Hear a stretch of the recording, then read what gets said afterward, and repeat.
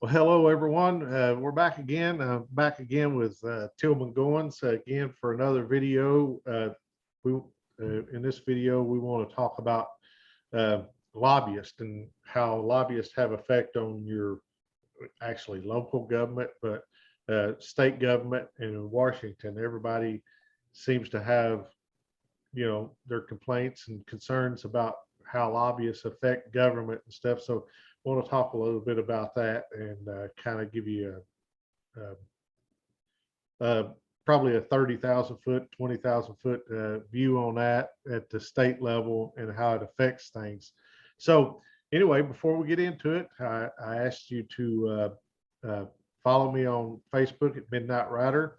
You can follow me on YouTube, Charles Cook 52, or on Rumble at Charles Cook 52 on Rumble, and watch the videos, share them, like them, subscribe to the page. And anyways, I appreciate you joining us for this video. Tillman, I appreciate you coming back and helping me with another video and giving your insight of things that's went on.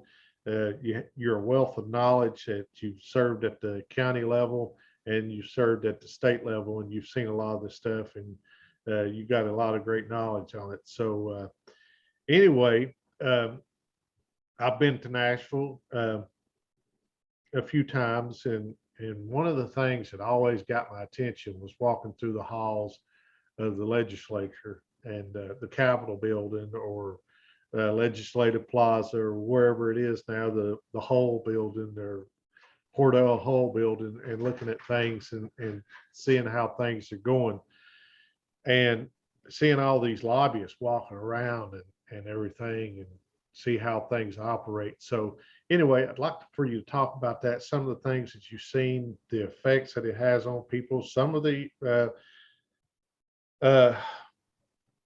pressure tactics that lobbyists put on legislators to try to get them to do things that's not in the best interest for their constituents. So with that said, Tillman, go ahead and let our cups run over. Well, thanks for inviting me again, Charles. And a reminder too, if you're watching this on YouTube and you subscribe, you also have to hit the bell down there too, so that you get the notification. Because if you subscribe, it doesn't really do much for you unless you actually also hit the bell so that they let you know when new videos are posted. So that bell feature is pretty important to remember. Yep. But thanks for having me again. And Charles, we've been friends for a very long time, and you've been up to Nashville, I know, several times yourself on different issues. Sometimes I'd like to think it was just to visit me, but I know that wasn't the real reason you made the trip. You made the trip so that you could lobby as well. And so we spent, I think the last video that you and I did, we talked about some of the bureaucracy, but I think that conversation really focused more on some of what the liaisons do and how we would interact with them more than anything, right? Well, those liaisons, while they're there to help the legislator navigate the bureaucratic process or to get things done for the constituents, they're also there to lobby. Lobbying is something that can be done by, most people think of a lobbyist as a paid private firm or a paid private individual who would represent an organization and on that side, but the act of lobbying is really, it's anybody, citizen lobbyists, right, who would go up there and try to bend the ear of their legislator or to try to get their side or their point of views heard. And so lobbyists, when you talk about them, for folks that was watching House of Cards, you always think of that person who gets paid a ton of money to go there and tell the legislators what they need to do, and browbeat them and put them in a hot box and pressure them to do something that might not be in their best interest.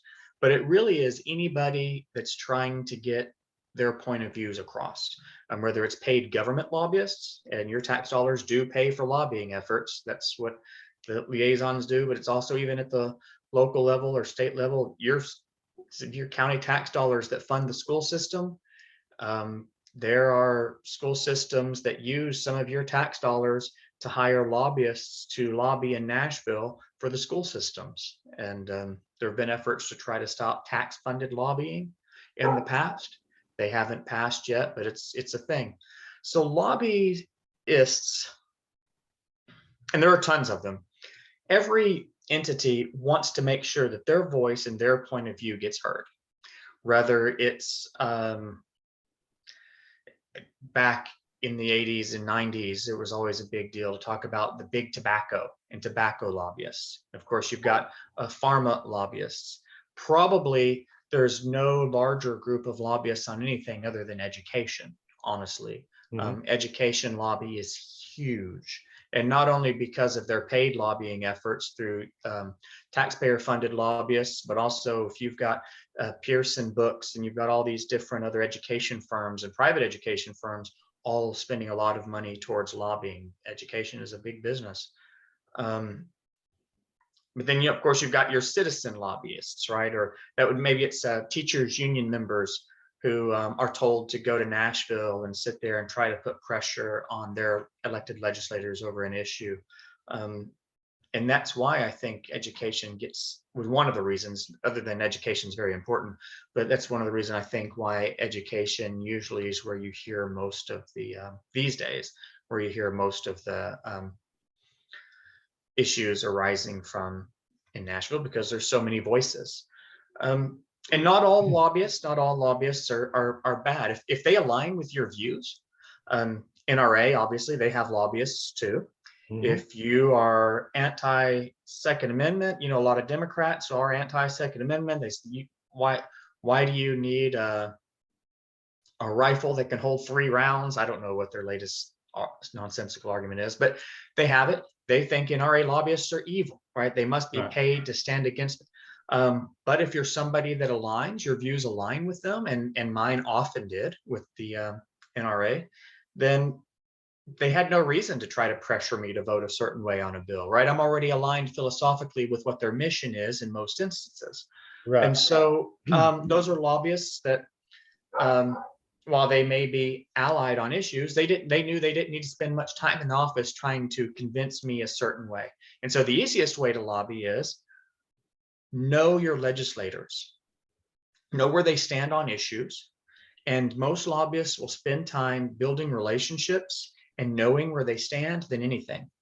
If it takes 50 votes to pass something in the Tennessee General Assembly in the House side, and they know they've got 80 votes on an issue, they are not going to spend time beating up the 20 that disagree with them, because why create the enemy? Why put that, right? Because they're going to need them on another issue down the road. Why create that enemy? So most of the time, lobbyists don't have to resort to tactics to try to either reach out into a constituency to get folks who maybe use that product or on a bill. My first year, however, and I have experience with this, there was an issue that was dealing with the Hey, I'm gonna step off camera here for a minute. Go ahead and keep talking. I'll be right back. Okay. If I bored you this much already, Charles, I'm pretty sure I've bored your viewers too. Yeah, my dog is wanting in. So yeah, understand. All right. Go ahead and keep talking. All right, tell Fred I said aye. So there was an issue when I first got elected to the legislature. It was my first and second year there when I was serving on the Business and Utilities Committee that dealt with how much a cable company could pay to attach their cables to a public utility pole. There's a cost to maintaining utility poles. And with that cost, they try to spread the cost fairly amongst the electric companies or the phone companies or the cable companies that might use that pole. I mean, because if one goes bad, somebody's got to replace it. And so, of course, they amortize the cost over how many years they expect the life of that pole to go, and they share the cost. Well, the private cable companies versus the public utility companies that would use it realized that they could save a lot of money if they could get the legislature to pass a bill that would lower the cost or cap the amount that they could be charged for attaching to those public utility poles. Now, my perspective was, since your electric companies are supposed to operate at a nonprofit status, my perspective was, if we lowered the rate that a cable company would pay to attach to a pole, then the electric companies, they would be stuck with the rest of that bill. And so essentially what we would be doing is, and if you look at how many electric poles. Just drive down, if you're in Morristown, drive down South Cumberland or up and down Morris Boulevard, and you'll get a sense, especially when you start driving out in the county, of how many poles exist, right? There's a Right. lot of poles.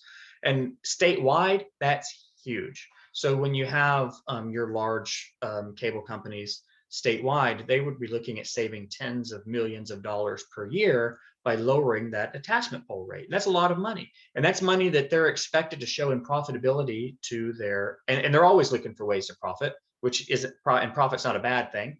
But this was the tactic that they tried to use, was let's get those things lowered, and we're able to save tens of millions of dollars per year on our expenses.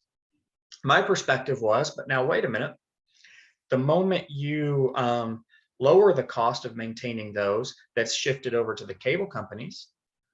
Who's picking up that cost? Well, that would be the electric companies across the state.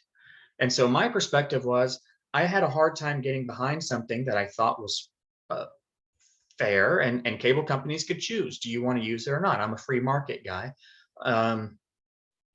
They can put their lines underground, they can buy right of ways and put their own poles up if they want to. There are other options. But I had a hard time subsidizing somebody's entertainment costs through cable at the expense of somebody else's electricity cost. Right. I mean, because that money is going to be made up somewhere. So I'm not about trying to save somebody's cable at the expense of someone else's heat in the winter. And that was the perspective that most legislators had.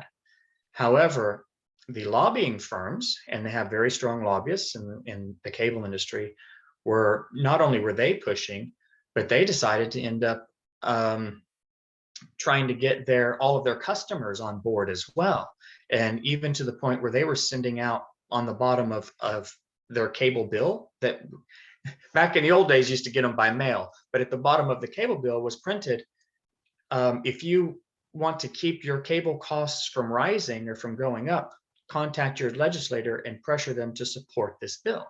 Right. And so based off of that little line, I got more phone calls off of folks reaching out to my office to say, hey, my grandmother, she's on a fixed income, and if you don't vote for this, her cable bill is going to go up. Well, no, there was nothing about it going up. They were just trying to change the amount of money that they paid. And so they didn't get the full picture, but I was lobbied very hard on that issue. Ultimately, I think I did the right thing and I voted against it. I think the system that Tennessee has right now is working okay. Sometimes those kind of bills will even drive both parties back to the negotiating table, and they can figure it out outside of government. I think that has happened since then on this particular issue. But the lobbying, and it's more than just what you think it is, can get pretty intense at times. Right. And so, by the way, as a legislator, as a new legislator in my first term, I had to sit back and ask the question, well, I'm getting all these calls of all my constituents and people all across the state saying, vote for this bill because of this. But I knew they didn't have the full picture. I knew they didn't realize, well, then how would that cost shift? I knew that they weren't being told the full truth unless they researched for themselves, that it wasn't a bill designed to increase a rate. It was just one that was designed not to lower it. Right. And so do I vote with what I know is right, or do I vote with what a majority of people are telling me, which I feel is wrong based off of the information they got? And by the way, the majority of the people that called me was still a minority of those I was elected to represent as a whole. Right. That's a form of lobbying. Right. And as you were saying there, they're lobbying you, but they're also, what people don't realize is they're being lobbied, even at home, Absolutely. Through their cable bill, or if you're watching TV and you see something from call your state representative and tell them to support this, or you'll lose channel so and so on your satellite. It happens. And there's a lot of pressure on that.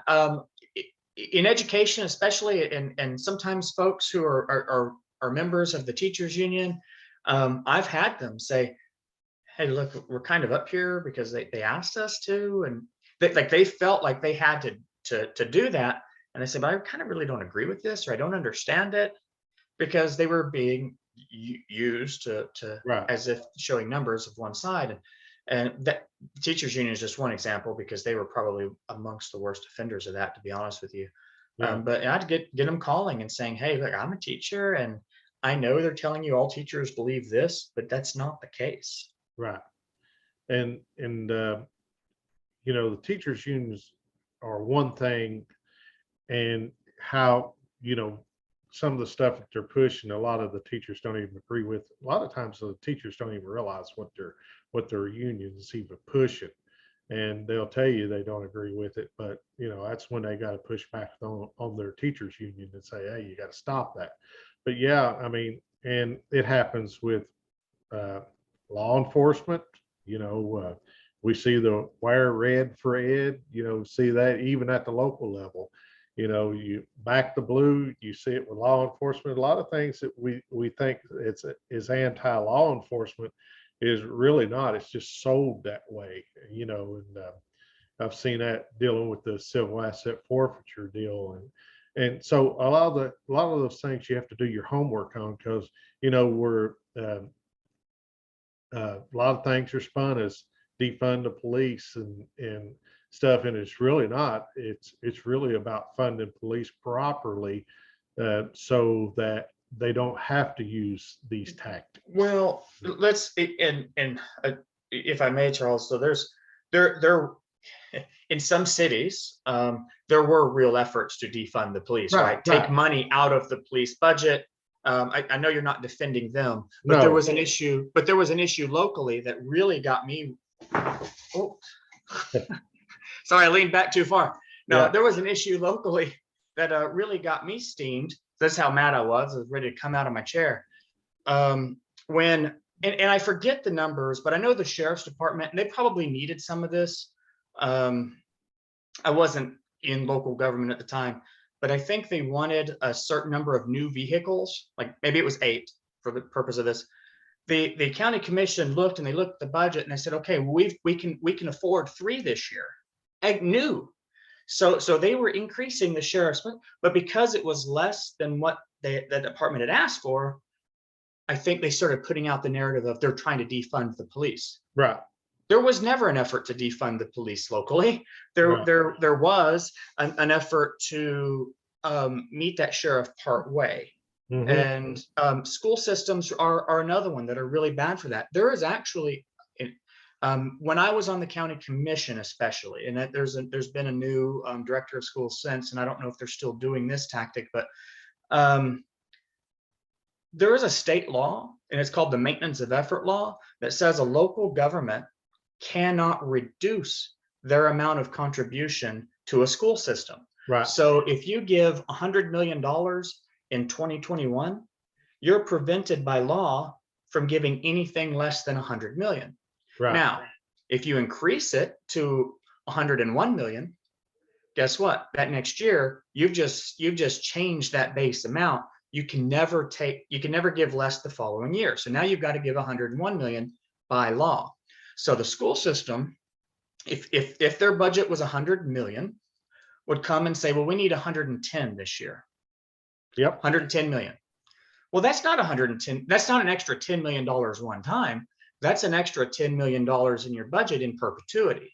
So if the county commission, if the funding body would have looked at that and said, well, listen, our local economy, our tax revenue hasn't grown by that much over the past year, we can afford to give you 102. Or maybe we don't agree with all of these expenses, we'll give you 102 million, which is still a growth of 2% or $2 million. The school system and the school board members would go and tell all their teachers that they were trying to take money out of the school system. Yep. And they would say, without this extra money, we're not going to fund this, or we're not going to fund that. It was always about reducing the amount of growth. It was never about taking money away. And so I've seen folks show up that believed that there was being money taken out of the budget, and it just simply was not true. Yep. And it's sad, but it happens. And so I hate to see good citizens and well-meaning citizens get used by those types of narratives too. And one thing to touch on that with the schools and stuff, one thing that people probably don't know that we're talking about lobbyists. Most people probably don't know that the superintendent of schools actually has a lobbyist in Nashville to lobby for superintendents. They do, and it's paid for by your tax dollars. Yes. And by the way, that lobbyist, I think he's still there. I know he got that job. Dale Lynch, the former superintendent of schools of Hamlin County, Yes. is the lobbyist for school superintendents in Nashville. Yes. And he was the one that was really good at using the tactics that you just described. He's the one that used those tactics. Yes, and now he's lobbying in Nashville for, or at least was. I don't know if he still is, but he's lobbying. Well, he wasn't good at those tactics in Nashville. Yeah. I promise you that. And Yeah. he's. I don't know if he's happy in that role in Nashville or not, but I don't know if he's happy in that role or not, but I know what the people in Nashville think about him. Yeah. And if I were him, I wouldn't be happy up there. Yeah. So, and it gets back to what we were talking about in the previous video. A lot of these departments have their own lobbyists. Their leaders are really good at lobbying the legislator. And then you have, and as you said, just the everyday citizens are lobbyists that they go down there and meet with their legislator and says, hey, we don't support this bill. It's not good for us. And what you're doing is violating our rights or something. You're actually a lobbyist and you're lobbying for your rights. But what people perceive as lobbyists are the ones that's paid the high dollar salaries and come and get paid to lobby to violate our rights or take more money out of our wallet or whatever, but people don't think about all the other lobbyists. But and I encourage you, as I've said in the earlier, to go to Nashville and just stop by and see your legislator and your representative or your state senator, if you can get in and see them, and just let them know, hey, I'm here in Nashville. I come to see what you're doing. I'm paying attention to what you're doing, and get their attention. Mm-hmm. So many of the good paid lobbyists, by the way, too, they'll represent more than one client. There are many that they work for NRA, for example. Right. But then there are many who they may represent 10, 15 clients that are on a retainer just to keep an eye on those state bills to see if something comes up that would be injurious to them. Maybe they represent eBay, but they also represent AT&T, and they also represent whoever. And those are, like I said, those good ones that are able to retain those types of clients are usually the ones that, if you're for me, you're for me. If you're not, you're not. And unless it comes down to the wire, it looks like it's a 50-50 vote. Then they'll start looking at, okay, who are those representatives who maybe can be easily pressured to flip our way? Right. So as long as you're a hard target, and so I tried to make myself kind of, this is where I stand and this is where I'm going to be. Rarely would they ever try to resort to those tactics. I don't want to say never because they did, but rarely would they try to resort to those tactics because they knew better. They would pick off those ones that could be easily influenced or their votes easily changed. There are a lot of people who, maybe it's just their personality, the last person they heard from is the person they believe. Right. There are people that the first person they heard from is the stand they're going to take. Yeah. And those lobbyists know that. They keep personality profiles of everybody. They're wise so that they don't have to create a bunch of enemies. And if you're a wise lobbyist, you would do the same thing. Well, this person's reasonable and will listen to me. This person's not, or this person's point of view is easily manipulated to mirror my own. Yeah. So who am I going to spend the time with? Who am I not? Yeah. I got a couple more things I want to touch on before we go, and we're running up about 20 minutes or a little bit more. But the money for PACs, a lot of these PACs and stuff have lobbyists that work for them, and they lobby you, and if you vote the way they want, they donate to your campaign or to your campaign fund or whatever.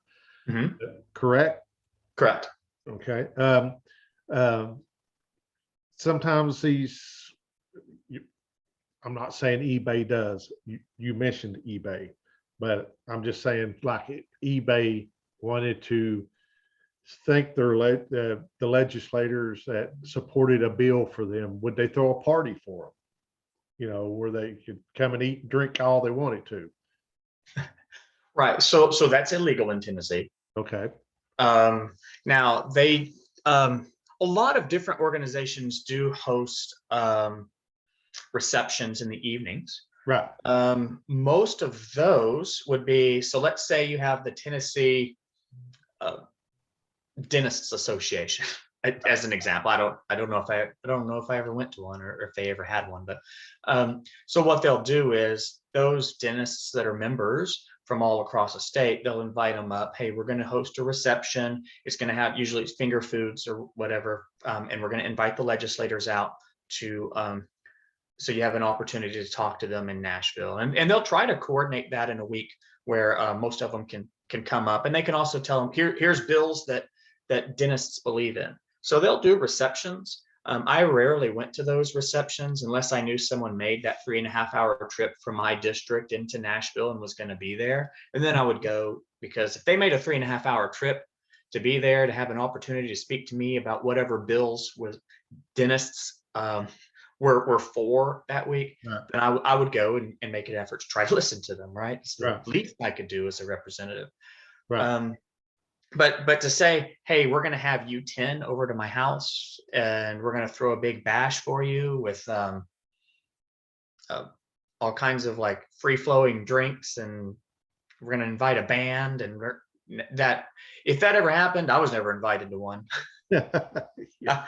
Now I can't speak about the Washington level or whatever, but yeah, there was a time in Tennessee where there were stories about people would get cases of Jack Daniels delivered to their office from Jack Daniels, but that was also illegal. And there was also the Tennessee Waltz sting that came up, or that was, maybe some of that was legal at that time, but the Tennessee Waltz sting found out that people were taking personal kickbacks of, if not money, items that were worth a lot of money. And there are still former legislators sitting in jail now for that. So they really tightened up those laws for us. Now, as far as donations, there's two ways to think about donations. I never had opposition when I was in office for a re-election, and so it was very hard for me to raise money, right? So even those entities that agreed with my stance on things, if they were going to donate money to my campaign and I was unopposed, they would much rather focus that somewhere where they had an ally on their bills that was, they had an ally that maybe needed that monetary help so that they could stay in office. Right. Or maybe, why would they give money to me if I had no opposition to my campaign? Not to me. I never couldn't take it personally, but why would they donate money into my campaign reelection account if I, one, don't have opposition, and then two, even if they don't give me money, they know that my principle is going to align anyway. Yep. Right. So if somebody was maybe with you 70-30, then that might entice them to want to donate to you a little bit more. If, of course, if I had opposition, all of those, if there were certain lobbying firms that knew that I was like-minded to them, they would probably try to help ensure my reelection because I had always been friendly to their cause. But there are plenty of lobbyists that they knew, that would have known that I wasn't friendly to their cause too, that would donate a lot of money to my opponent if they had an opportunity to as well, right? Right.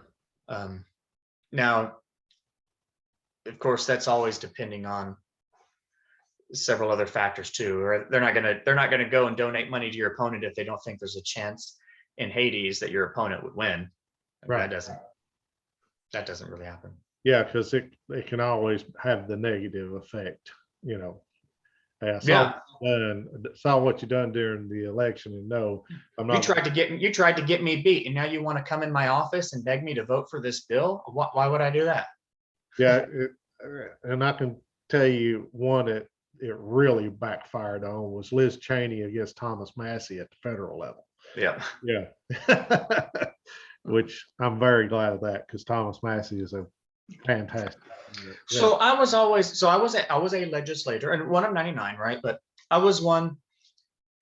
You read the substance of the bill and what it's intended to do. Is it good for Tennessee? Is it good for my constituents? Then I'm for it. If it's not, then I'm not.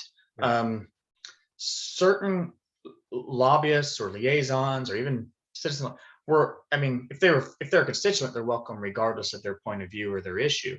But there were certain lobbyists that were not allowed in my office. They'd used tactics that I thought were underhanded in the past, and they were put on a blacklist. And my assistant would know not to let them in and not to even schedule them on my schedule. The time is very tight in Nashville anyway. Sure. But then there were some that they wanted to come and present a side of the bill. Okay, I'm willing to hear your side. Of course, I would never commit yay or nay on a bill, one, until it was up in front of me to vote, because they can be amended several times before I'd have a chance to vote on it. And I didn't want to get myself backed into a corner. But two, I want to hear the other side as well. I'm sure you feel that you have your reasons for believing the way you do. Not everybody was nefarious, even if I disagreed with their reasoning. So I want to hear your reasoning, and then I want to hear the other side's reasoning as well before I'm going to get myself committed either way. And so I would take on audience with most of them, just because I knew, again, that they would have a point of view on things. There were many lobbyists that never came into my office because they only would lobby. They never had a reason to. They would be lobbying off. I was never on the health committee, for example. So a lot of people dealing with health issues never had to come into my office, the doctors' lobbies and things. They never had to lobby me on anything until it got to the House floor. And by then, they probably already knew they had their vote count. Right. So why would they risk trying to alienate me on an issue? Right. Yeah. Yeah. Most of them are savvy. They know how to play the game pretty well. Yeah, especially the paid lobbyists, the citizen lobbyists, generally not, but most well-paid lobbyists know what they're doing, and they know how the system works, and they've been well trained, and so they know what they're doing. They know how to count the votes, and from the subcommittee to the full House. So anyway. But yeah, they're well trained. They know what they're doing. So right, and they know, and they don't want to be your antagonist, right? So as chairman, I was chairman of the criminal justice subcommittee, and so when you're dealing with that, you've got representatives from the public defenders. You've got representatives from, I mean, anyone in the legal world that would I would see on a weekly basis. Right. I mean, on a daily basis sometimes, and because those were the ones that all of their bills funneled through the committee that I chaired, right? And there were only 7 on that committee, 7 members, 6 members on that committee. So they had their time to focus on us as those bills would come through. And I would take an audience with them. And they knew why would they ever want to alienate being uninvited from my office? They knew, and because they had constituents of their own that were paying them to represent them, that they had to do their thing. And so if they could convince me one way or another, or if I was against them on something, they knew where their boundaries were, how they could push, or how they could try to articulate towards me. Now, there are other personality types. Maybe any of those other 6, they could have felt like they could have pressured and gotten away with. Right. It just didn't work for me. Yeah. All right. Well, that's pretty much wrap us up on this lobbying deal. I'm sure we'll have other things that we can talk about, but we'll end this one here. We may have went a little bit longer, but that's good information, and I think people will use it. So with that being said, as I said at the beginning of the video, first, thanks, Tillman, for coming on and sharing your information, your wealth of knowledge with how things work in Nashville with the lobbyists, and even at the local level, the things that you've seen. Follow me on Facebook at Midnight Rider, or you follow me on YouTube or Rumble. Subscribe, and as Tillman said, hit the bell. That way you get the notifications when we upload the videos. So with that being said, I bid you a good day. God bless you, and enjoy. Bye-bye.